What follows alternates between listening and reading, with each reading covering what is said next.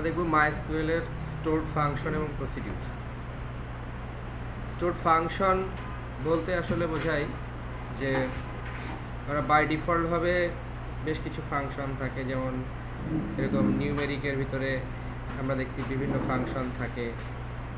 তো এরকম বিভিন্ন টাইপের বিভিন্ন ফাংশন থাকে, ডেট টাইম ফাংশন থাকে। তো আমরা আমাদের এরকম নিজস্ব কাস্টম ফাংশন আমরা তৈরি করতে পারি, সেটাকে MySQL এর ভিতরে আমরা এই ধরনের ফাংশন তৈরি করে নিব। এটাকে বলা হচ্ছে স্টোরড ফাংশন। জেনারেলি ফাংশনের সাথে প্রসিডিউরের পার্থক্য হলো যে ফাংশনগুলো একটা ভ্যালু রিটার্ন করবে আর প্রসিডিউররা জেনারেলি কোনো ভ্যালু রিটার্ন করে না। তো ফাংশন একটা ভ্যালু রিটার্ন করবে, অর্থাৎ ফাংশনের ভিতরে আমরা কিছু পাঠাবো, সেটার উপরে প্রসেসিং করে ফাংশন আমাকে একটা ভ্যালু রিটার্ন করবে। তো এরকম একটা ফাংশন, প্রথমে আমরা ফাংশনের এক্সাম্পল দেখব। MySQL এর মধ্যে এরকম একটা ফাংশন তৈরি করার জন্য আমরা যে স্কিমার মধ্যে ফাংশনটা তৈরি করতে চাই সেই স্কিমার মধ্যে রাইট বাটন ক্লিক করে আমরা এখানে বলবো যে create new procedure or function. এখানে এসে দুইটা বাটন আছে, একটা ক্রিয়েট প্রসিডিউর, একটা ক্রিয়েট ফাংশন। তো আমরা শুরুতে আগে ফাংশনের এক্সাম্পলটা দেখব। তো আমরা একটা নাম দেই, আমরা যেহেতু ফাংশন তৈরি করব সেজন্য ফাংশনের একটা নাম দিলাম আমরা যে ক্যালকুলেট ইনকাম। আমরা ইনকাম ক্যালকুলেট করব। তো ফাংশনটা যখন আমরা তৈরি করব তখন দেখা যাচ্ছে যে এরকম কিছু অংশ তৈরি হয়, যে এগুলো সব বাই ডিফল্টভাবে তৈরি হচ্ছে। আমরা যেহেতু এটা কুইরি ব্রাউজারের এনভায়রনমেন্টে তৈরি করছি, এখানে এনভায়রনমেন্টটা এরকম। তো এখানে আমাদেরকে যে এটা যেহেতু একটা ফাংশন, এখানে ইয়েটা হচ্ছে ক্রিয়েট ফাংশন, তারপরে ফাংশনের নাম, এরপরে ফাংশনের প্যারামিটার থাকতে পারে। এই প্যারামিটারগুলো আমরা অন্যান্য ইয়া দিয়ে ব্রাউজ করলে গ্রাফিক্যালি এগুলো তৈরি করা যায়। কুইরি ব্রাউজারে এগুলো হাতে লিখতে হয়। তো ফাংশনের মূল ইয়াটা আমরা লিখবো হচ্ছে বিগিন এবং এন্ডের মাঝখানে। আর এখানে একটা ডেলিমিটার ব্যবহার করা হয়েছে। ডেলিমিটার মানে হচ্ছে যে আমরা আসলে এই একটা ফাংশন আসলে আমরা যেভাবে অ্যাপ্লিকেশনের ভিতরে যেভাবে একটা ফাংশন লিখি বা যেভাবে মেথড লিখি, এখানেও আসলে আমরা সেই ধরনের কাজই করব। প্রসিডিউর বা ফাংশনের মধ্যে আমরা আসলে সেই ধরনের কাজই করব। জাস্ট শুধু ফাংশনের মধ্যে ফাংশন একটা ভ্যালু রিটার্ন করবে, কিন্তু প্রসিডিউর কোনো ভ্যালু রিটার্ন করবে না। তো আমরা এই কল ইনকাম মানে ক্যালকুলেট ইনকাম, এই ফাংশনটার ভিতরে একটা প্যারামিটার দিব। ফাংশনের ক্ষেত্রে যে প্যারামিটার সেট করতে হয় সে প্যারামিটারের ইয়াটা হলো যে যখনই আমি এখানে একটা প্যারামিটার দিব, এই প্যারামিটারটার টাইপটা থাকে হচ্ছে ডান পাশে। নর্মালি আমাদের জাভা অ্যাপ্লিকেশনে টাইপ থাকে হচ্ছে আগে, তারপরে হচ্ছে থাকে ভেরিয়েবলের নাম। এখানে স্টার্টিং ভ্যালু এটা হচ্ছে ভেরিয়েবলের নাম, আর এরপরে ইন্ট হচ্ছে এটা টাইপ।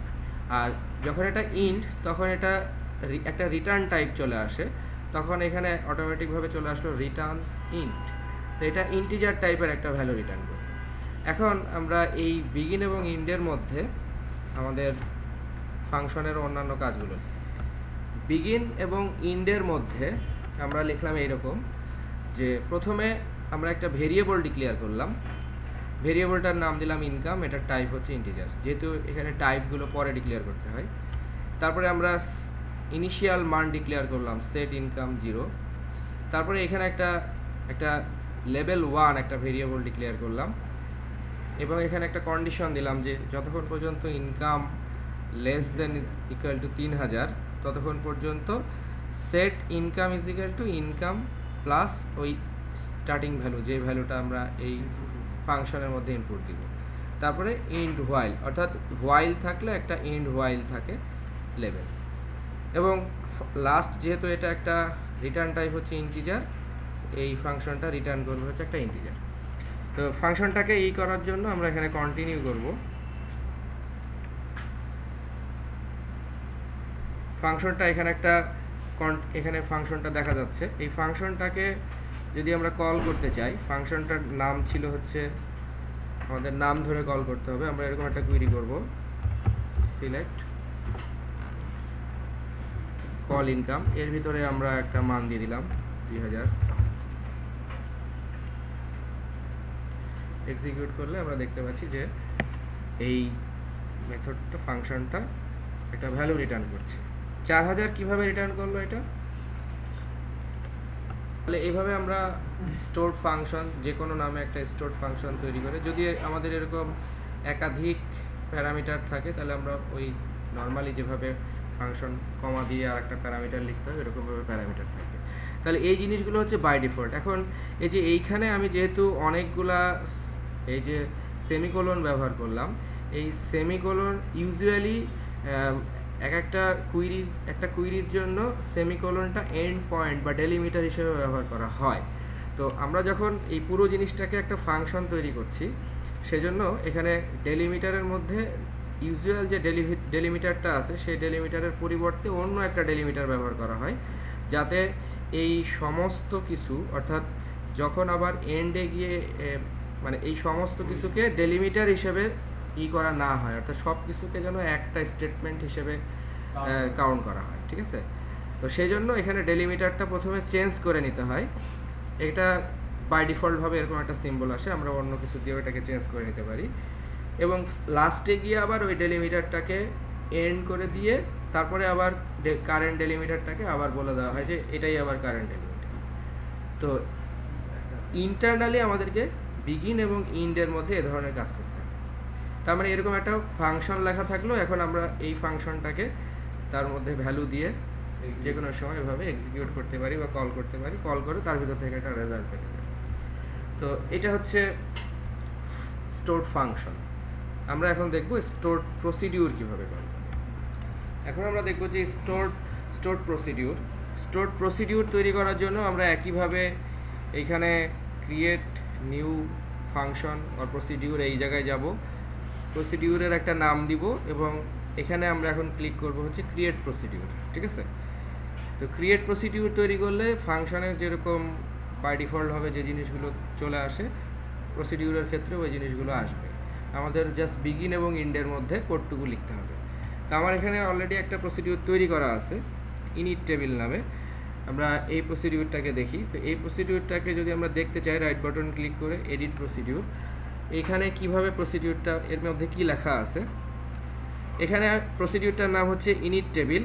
এর ভিতরে আমরা দুইটা প্যারামিটার ব্যবহার করছি, যে একটা হচ্ছে এন আর একটা হচ্ছে এ, দুইটাই হচ্ছে ভার্চার।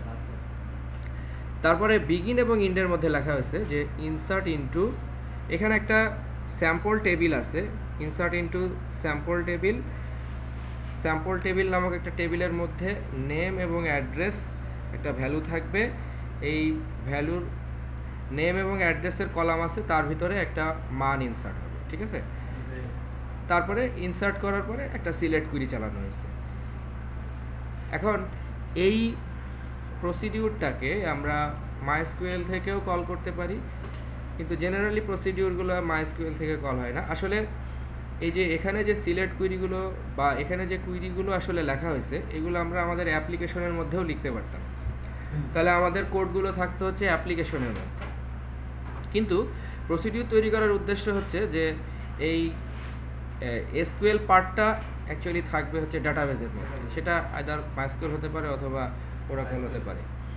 তো আমরা শুধুমাত্র এই প্রসিডিউরটাকে কল করব, প্রসিডিউরটার যে নাম ছিল সেই নাম ধরে আমরা প্রসিডিউরটাকে অ্যাপ্লিকেশন থেকে কল করব, বাকি কাজগুলো সব ইন্টারনালি হবে। এবং এটা কল করার সময় এর যেহেতু প্যারামিটার আছে, প্যারামিটারের মধ্যে আমরা জাস্ট খালি ভ্যালুটা পাঠিয়ে দেব, পাঠিয়ে দিয়ে ওই অ্যাপ্লিকেশনের মধ্যে আমরা আর ইনসার্ট আপডেট এরকম কিছু বলবো না, জাস্ট এর ভিতরে যেভাবে করা আছে, দ্যাট মিনস এই প্রসিডিউরের ভিতরে যা বলা আছে তখন ডাটাগুলো এই প্রসিডিউরের মধ্যে ঠিক সেভাবে সেই কাজগুলো করবে। তো এখানে আমরা দেখে নেই যে স্যাম্পল টেবিল নামক একটা টেবিল আছে, এই টেবিলের ভিতরে কিছু ডাটা আছে। এখন এই প্রসিডিউরটাকে যদি আমরা আমাদের অ্যাপ্লিকেশন থেকে কল করতে চাই, আমাদের এই টেবিলের ভিতরে অলরেডি 7টা ডাটা আছে।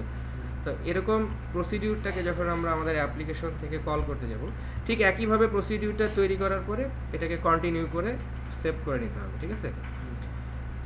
এখন আমরা অ্যাপ্লিকেশনের মধ্যে আমাদের কিছু কোড লিখব, যে কোডের মাধ্যমে প্রসিডিউরটাকে আমরা কল করব।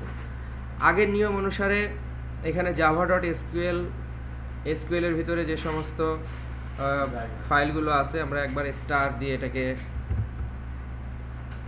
সমস্ত ক্লাসগুলোকে ইম্পোর্ট করে নিলাম। এরপরে আমাদের মেইন ক্লাসের ভিতরে driver, URL, user name, password, এটা জাস্ট এখানে ভেরিয়েবলের মধ্যে রাখা হয়েছে। এই ভেরিয়েবলটা গেট কানেকশনের মধ্যে ভেরিয়েবলগুলো দিয়ে দেওয়া হয়েছে, সরাসরি না লিখে। এরপরে স্টোরড প্রসিডিউরগুলোকে কল করার জন্য আমরা 3 ধরনের স্টেটমেন্ট আছে। ইতিমধ্যে আমরা অলরেডি দুই ধরনের স্টেটমেন্ট দেখছি। একটা হচ্ছে নর্মাল স্টেটমেন্ট, একটা হচ্ছে আমরা দেখছি যে প্রিপেয়ার্ড স্টেটমেন্ট। প্রিপেয়ার্ড স্টেটমেন্টের মাধ্যমে, নর্মাল স্টেটমেন্টের মাধ্যমে আমরা জাস্ট ফ্ল্যাট কুইরি করি, এখানে ভ্যালুগুলো সরাসরি ওই এসকিউএল কুইরির মধ্যে বসায় দেওয়া থাকে। আর প্রিপেয়ার্ড স্টেটমেন্টের মধ্যে আমরা দেখছি যে এটা হচ্ছে প্যারামিটারাইজড কোয়েরি, এর ভিতরে আমরা কোশ্চেন মার্ক দিয়ে প্যারামিটারগুলো রাখি, পরবর্তীতে ওই কোশ্চেন মার্কের ভ্যালুগুলোকে সেট করে দেই। আর স্টোরড প্রসিডিউরকে কল করার জন্য আরেক ধরনের স্টেটমেন্ট আছে, সেটা হচ্ছে কলেবল স্টেটমেন্ট। অর্থাৎ স্টোরড প্রসিডিউরগুলোকে কল করার জন্য আমাদের ব্যবহার করতে হবে কলেবল স্টেটমেন্ট, ঠিক আছে? তো কলেবল স্টেটমেন্টের অবজেক্ট তৈরি করে আমরা এখানে বললাম যে যে কোনো একটা প্রসিডিউরকে কল করার জন্য নিয়ম হচ্ছে যে প্রসিডিউরটার নাম এবং তার ভিতরে তার আগে কল এবং প্রসিডিউরের নাম, এইভাবে এটাকে কল করতে হয়। তো এই প্রসিডিউরটা যেহেতু একটা প্যারামিটারাইজ, দ্যাট মিনস এর ভিতরে আমরা যখন তৈরি করি তখন এখানে দুইটা প্যারামিটার ছিল, একটা এন এবং একটা এ। তো সেই কারণে এখানে আমরা দুইটা কোশ্চেন মার্ক ব্যবহার করলাম, কারণ এই মান দুটো আমরা আমাদের অ্যাপ্লিকেশন থেকে কিছু একটা মান দিব। তারপরে এটা আমরা জাস্ট একটা স্ট্রিং ভেরিয়েবলের মধ্যে রাখলাম। এরপরে আমরা বললাম যে কর্ন.প্রিপেয়ার কল, হ্যাঁ, কর্ন.প্রিপেয়ার কল, তার ভিতরে আমরা এই স্ট্রিংটা দিয়ে দিলাম। দ্যাট মিনস এর ভিতরে থাকলো হচ্ছে কল ইনিট টেবিল। এটা অবশ্য এরকমভাবে সেকেন্ড ব্র্যাকেটের মধ্যে রাখতে হবে। তারপরে আমরা এখানে কিছু একটা ভ্যালু সেট করব এই ফার্স্ট প্যারামিটারের জন্য এবং সেকেন্ড প্যারামিটারের জন্য। তো আমরা এখানে একটা ভ্যালু এরকম সেট করি, যেটা অলরেডি এখানে নাই, এরকম কোনো একটা ভ্যালু এখানে সেট করি।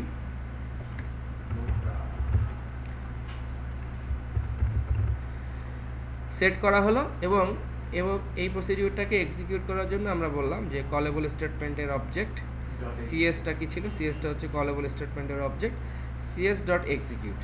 তাহলে এই যে এক্সিকিউট, এটা অটোমেটিক্যালি এই প্রসিডিউরটাকে এক্সিকিউট করে দেবে ইন্টারনালি, অর্থাৎ এইখানে আমাদের কিন্তু ইনসার্ট ইনটু লেখার প্রয়োজন পড়লো না, ঠিক আছে? এখন এরপরে আমরা এখানে আরেকটা জিনিস লক্ষ্য করব, সেটা হচ্ছে যে পরবর্তীতে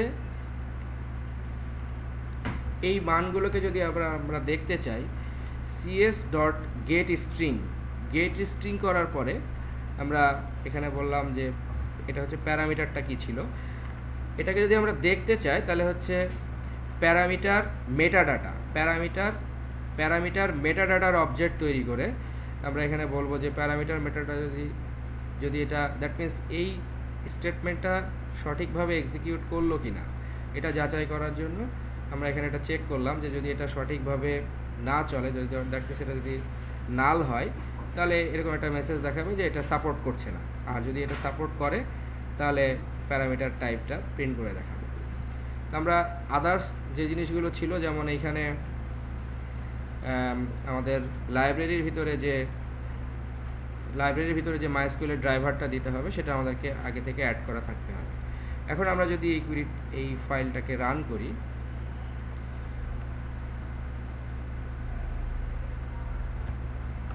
তাহলে এটা বিল্ড সাকসেসফুল দেখাচ্ছে। আমরা মাইস্কুলের ভিতরে গিয়ে দেখি যে ডাটাটা ইনসার্ট হয়েছে কিনা। আমরা দেখতে পাচ্ছি যে এই টেবিলে ডাটাটা ইনসার্ট হয়েছে। তো এখানে ইনসার্টের কাজটা আমরা করলাম হচ্ছে এই স্টোরড প্রসিডিউরটার মাধ্যমে। দ্যাট মিনস এখানে ইনসার্ট করার জন্য কোনো কুইরি আমরা অ্যাপ্লিকেশনের মধ্যে লিখলাম না, এটা মাইস্কুলের মধ্যেই তৈরি করা থাকলো, তাতে আমাদের অ্যাপ্লিকেশনের কোডগুলো একটু লাইট হলো, ঠিক আছে? ইন্টারনালি সব কাজগুলো হয়ে গেল।